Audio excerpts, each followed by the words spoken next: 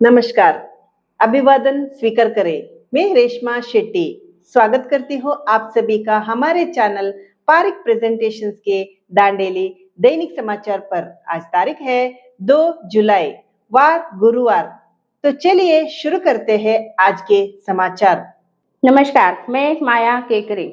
आज हरियाणा में एक प्रेस सभा को संबोधित करते हुए भाजपा के प्रदेश कार्यकारिणी सदस्य व पूर्व विधायक श्री सुनील हेगड़े जी ने गृह लक्ष्मी योजना के तहत धन वितरण में बड़े पैमाने में गड़बड़ी कर 46 करोड़ रुपए की लूट का आरोप लगाया।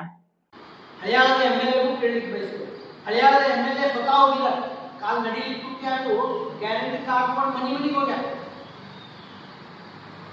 ಮತ್ತು ಹರಿಯಾಣ ಎಮಎಲ್ಎ ಆಡಳಿತ ಸುಧಾರಣಾ ಆಯೋಗದ ಅಧ್ಯಕ್ಷರು, ಅವರಿಗೆ ಜವಾಬ್ದಾರಿ ಅಧಿಕಾರಕ್ಕೆ ಬರಬೇಕಾದ್ರೆ ನಾ ಗ್ಯಾರಂಟಿ ಕೊಡಬೇಕಾದ್ರೆ ಡಿ.ಕೆ. ಶಿವಕುಮಾರ್ ಅವರು ರಾಜ್ಯದ ಕಾಂಗ್ರೆಸ್ ಅಧ್ಯಕ್ಷರಿದ್ರಿ, ದೇಶಪಾಂಡೆ ಅವರು ಅವಾಗ ಎಮಎಲ್ಎ ಇದ್ರಿ, ದೇಶಪಾಂಡೆ ಅವರು 60 ಸಲ ಗ್ಯಾರಂಟಿ ವಿರೋಧವಾಗಿ ಮಾತಾಡಿದ್ದಾರೆ, ಡಿ.ಕೆ. ಶಿವಕುಮಾರ್ ಅವರು ಹಿಂದೆ ಗ್ಯಾರಂಟಿ ವಿರೋಧವಾಗಿ ಮಾತಾಡಿದ್ದಾರೆ, ಈಗ ಡಿ.ಕೆ. ಶಿವಕುಮಾರ್ ಅವರು ಪರಿಷ್ಕರಣೆ ಮಾಡ್ತಾ ಇದ್ದಾರೆ ಅಂತ ಹೇಳಿದ್ರೆ ಚುನಾವಣಾ ಪೂರ್ವದಲ್ಲಿಯೇ ಅಧಿಕಾರಕ್ಕೆ ಬಂದು ಸರ್ಕಾರದ ಹಣವನ್ನು ಲೂಟಿ ಮಾಡಬೇಕು ಅನ್ನುವಂಥ ಉದ್ದೇಶದಿಂದ ಈ ಗ್ಯಾರಂಟಿ ಕೊಟ್ಟಿದ್ರೆ ವಿನ ಜನರಿಗೆ ಲಾಭ ಆಗುವ ನಿಟ್ಟಿನಲ್ಲಿ ಕೊಟ್ಟಿದ್ದಂಥ ಗ್ಯಾರಂಟಿಗಳಂತೆ ಅಲ್ಲ. ಎಷ್ಟು ನಿಷ್ಕಾಳಜಿಯಿಂದ ಗ್ಯಾರಂಟಿ ಒಳಗಂದ್ರೆ 19,000 ಜನರಿಗೆ ಒಂದೇ ಅಕೌಂಟ್, 19,000 ಜನರಿಗೆ ಒಂದೇ ಅಕೌಂಟ್, ಒಂದೇ ಅಕೌಂಟಿಗೆ 19,000 ಜನರಿಗೆ 2,000 ರೂಪಾಯಿ ಹೋಗುದು.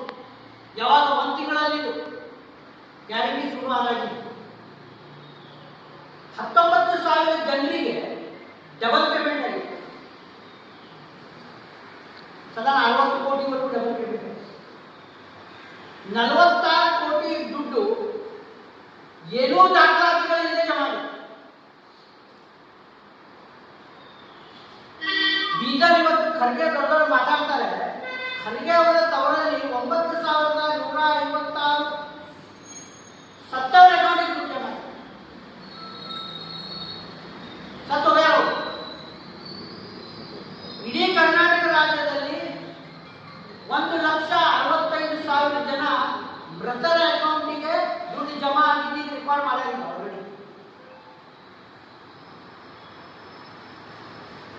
ಸಿಎಜಿ ವರದಿ ಒಳಗೆ ಒಂದು ಮ್ಯಾಲಿನ ಮೇಲೆ ನೋಡಿ ಹೇಳಿದ್ರು 225 ಕೋಟಿ ಇದರಲ್ಲಿ ಅವ್ಯವಹಾರ ಆಗಿತ್ತು ಅಂತ ಹೇಳಿ. 225 ಕೋಟಿ ಅವ್ಯವಹಾರ ಆಗಿತ್ತು ಅಂತ ಸಿಎಜಿ ವರದಿನೇ ಹೇಳ್ಯಾರ. ಇವೆಲ್ಲ ಟೋಟಲ್ ಮಾಡಿದ್ರೆ ಅಲ್ಲಿಗೆ ಬರ್ತಿತ್ತು.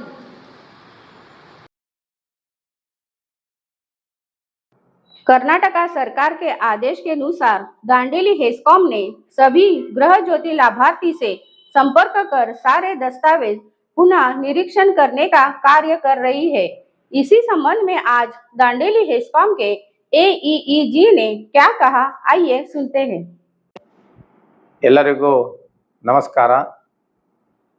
ಮಾನ್ಯ ಕರ್ನಾಟಕ ಸರ್ಕಾರದ ಆದೇಶದಂತೆ ದಿನಾಂಕ 1/7/2026ರಿಂದ ಗೃಹಜ್ಯೋತಿ ಫಲಾನುಭವಿಗಳ ಪರಿಶೀಲನೆಯನ್ನು ನಮ್ಮ ಹೆಸ್ಕಾಂ ಇಲಾಖೆಯ ಮೀಟರ್ ರೀಡರ್ಗಳು ಹಾಗೂ ಲೈನ್ಮನ್ ಸಿಬ್ಬಂದಿಗಳು ಕೈಗೊಳ್ಳೋರಿದ್ದು ನಿಮ್ಮ ಮನೆ ಬಾಗಿಲಿಗೆ ಬರಲಿದ್ದಾರೆ.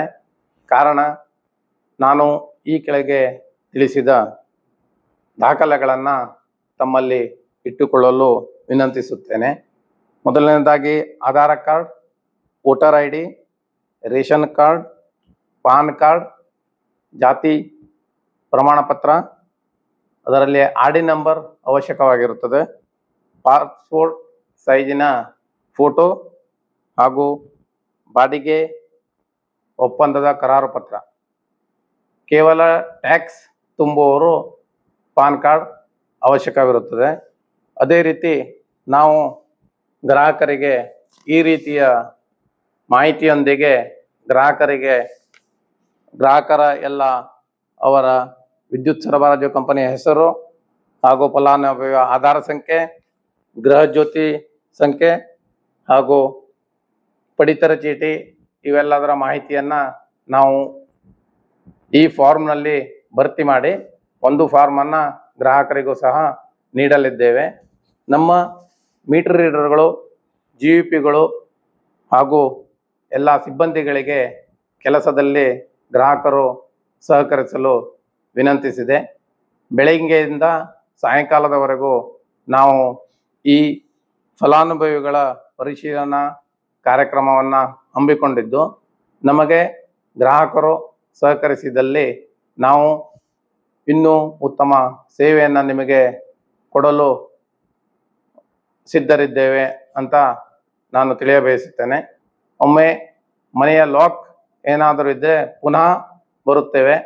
ಕಾರಣ ಗ್ರಾಹಕರು ನಮಗೆಲ್ಲ ಸಹಕರಿಸಲು ವಿನಂತಿಸಿಕೊಳ್ತಾ ಇದ್ದೇನೆ.